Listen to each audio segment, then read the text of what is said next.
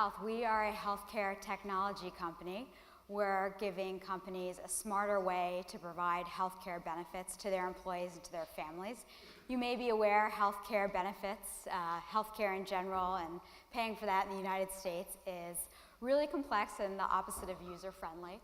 So we're actually making the process pleasurable and easier for employees and their families to navigate. We do this by creating this comprehensive member experience through technology and also a team that is able to explain to people how do your benefits work, really get them to understand it and be able to use them wisely.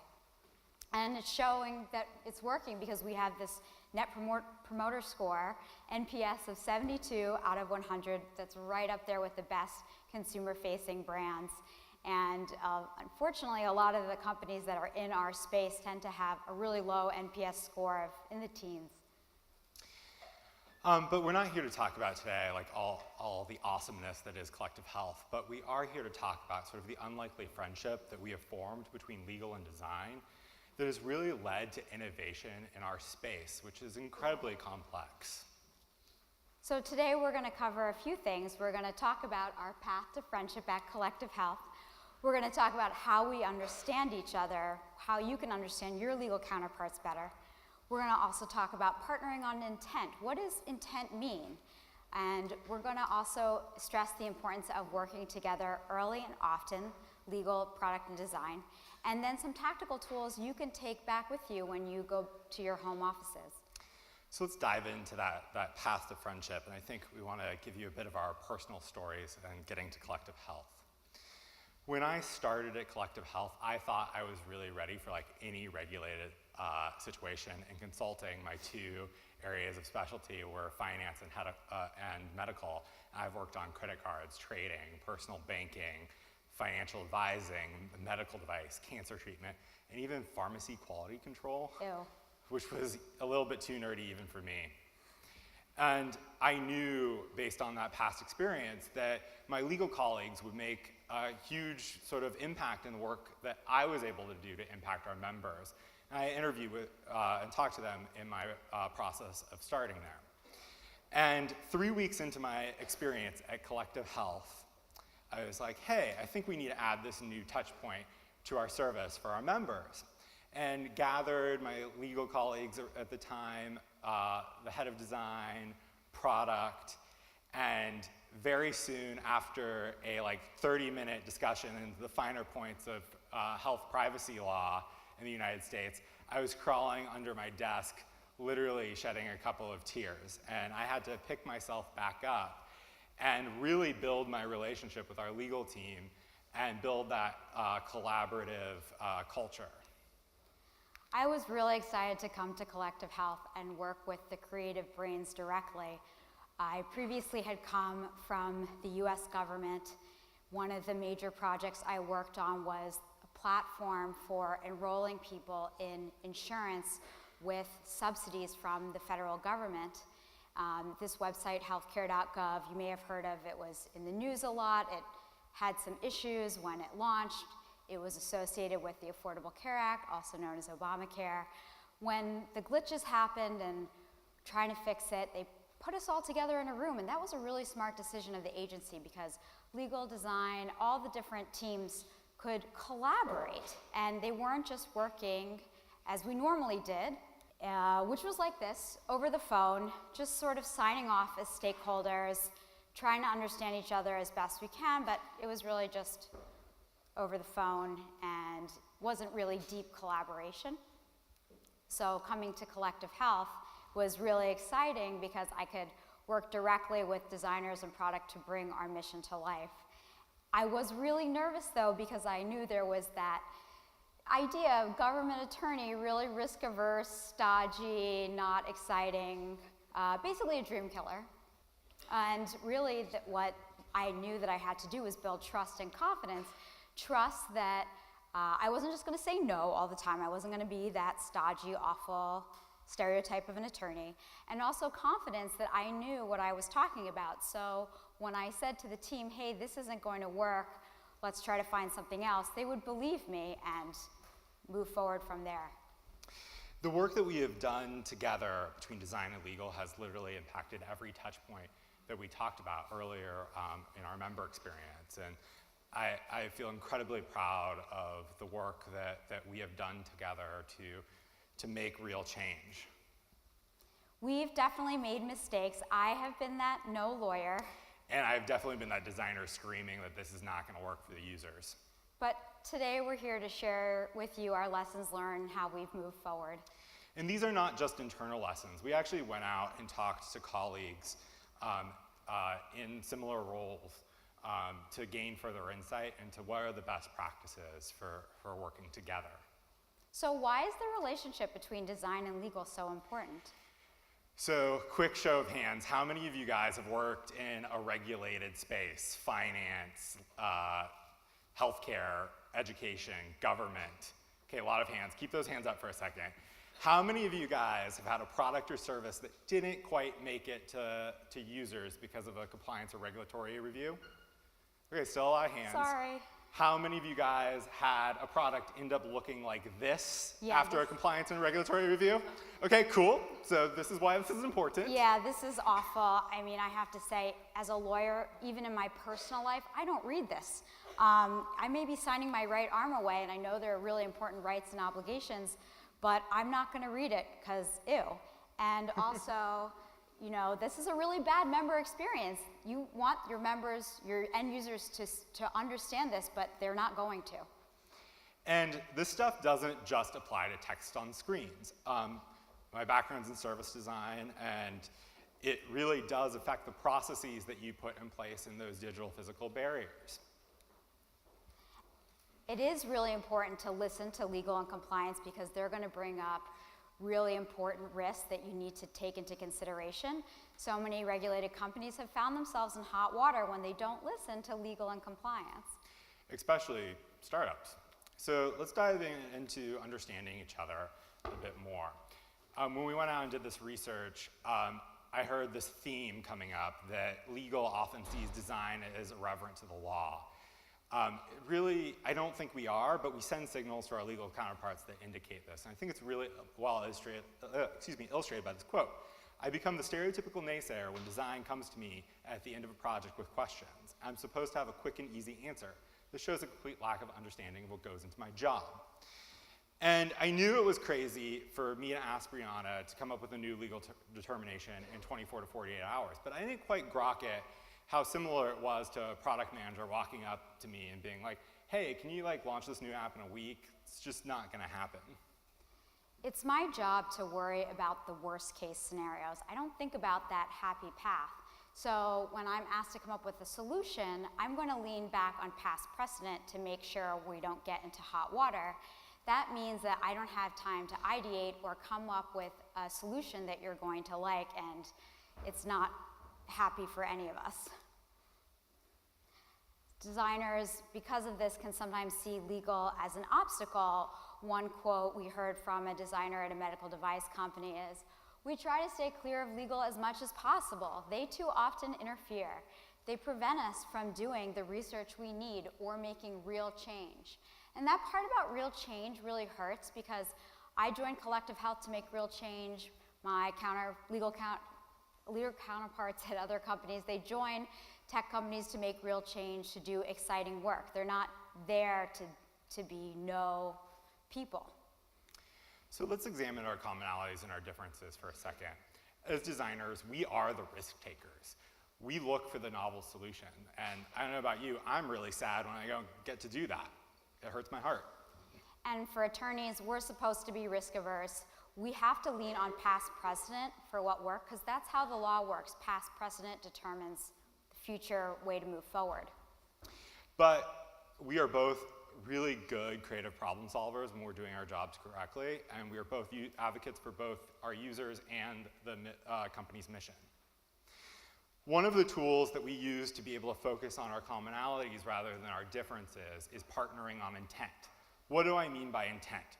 From the design side, this means what it is you're trying to achieve for your users and why, and the relationship to the business objectives. These are the things we talk to all our other stakeholders about, but sometimes we forget to do with our legal counterparts. Yeah, that's really good to know, because legal intent, we're thinking about what protections are the laws and regulations putting in place for the end users and also for the company. Now, we don't have time to get into the laws that we have to deal with, which are HIPAA and ERISA, super boring, all your eyes just glazed over. But I want to dive a little bit more into this legal intent piece. So Briana's going to go over something that translates a little bit better across the pond, so to speak, which is contract law. So what is a contract? You have entered into contracts so many times, and sometimes we don't even realize it. Every time you sign a lease for a car or an apartment, that's some time, but also anytime you buy an airline ticket, for example, that's also a contract. So contracts have several elements to them. There's offer and acceptance.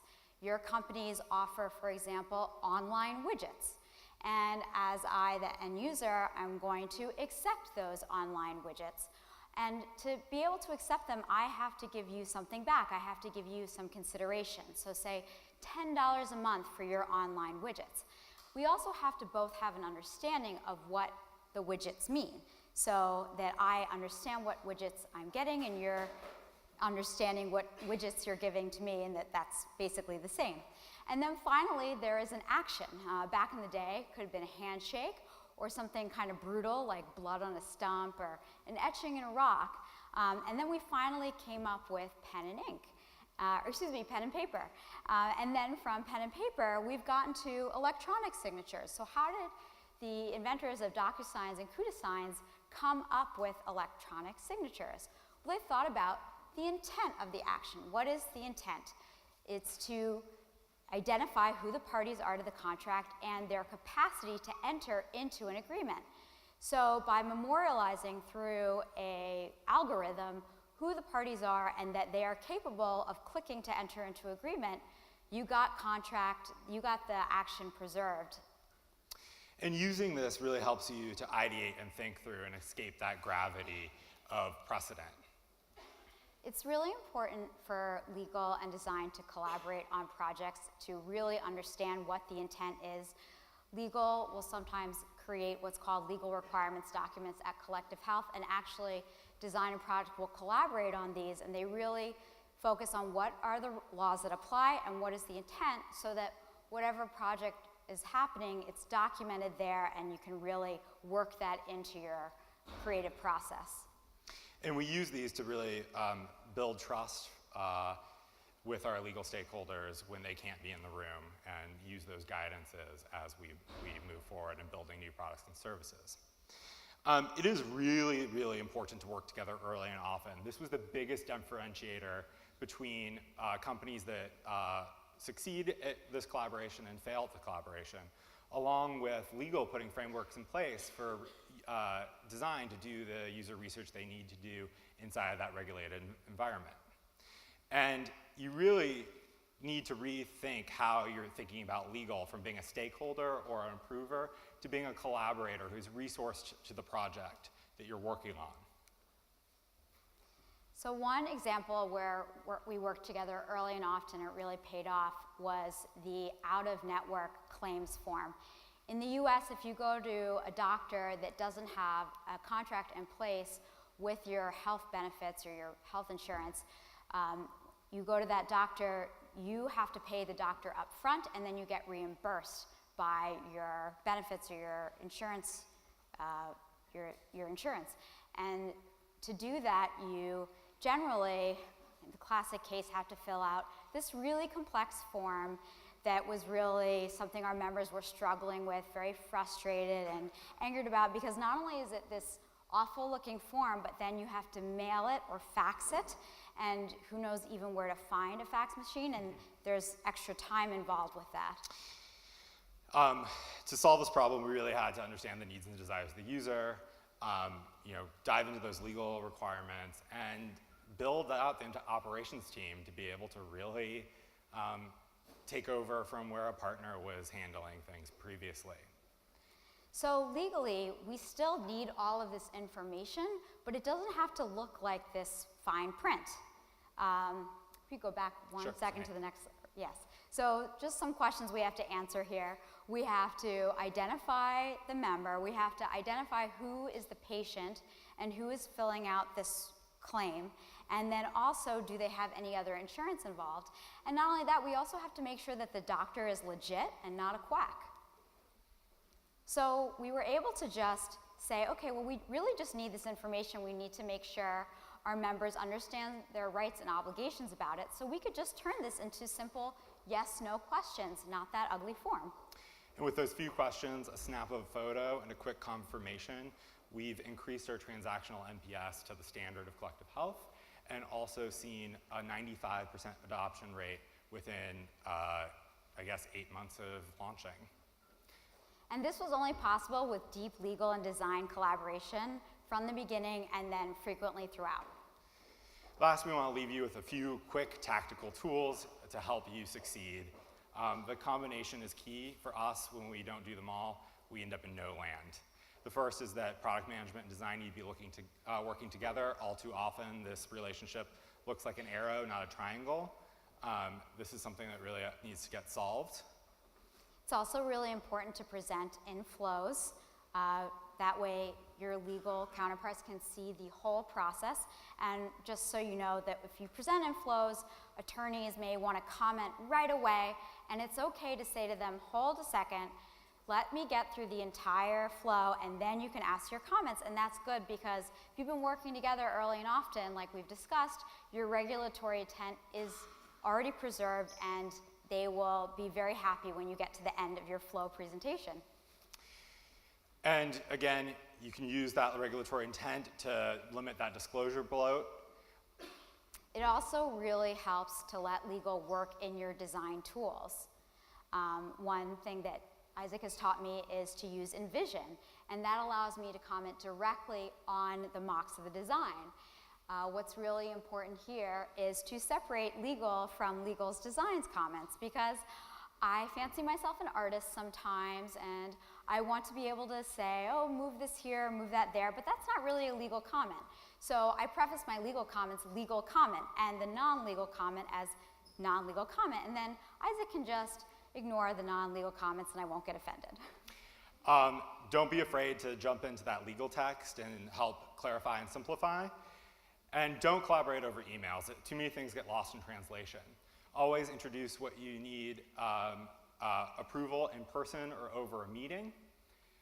And then it's very important to gain an understanding of the inner workings of your legal team.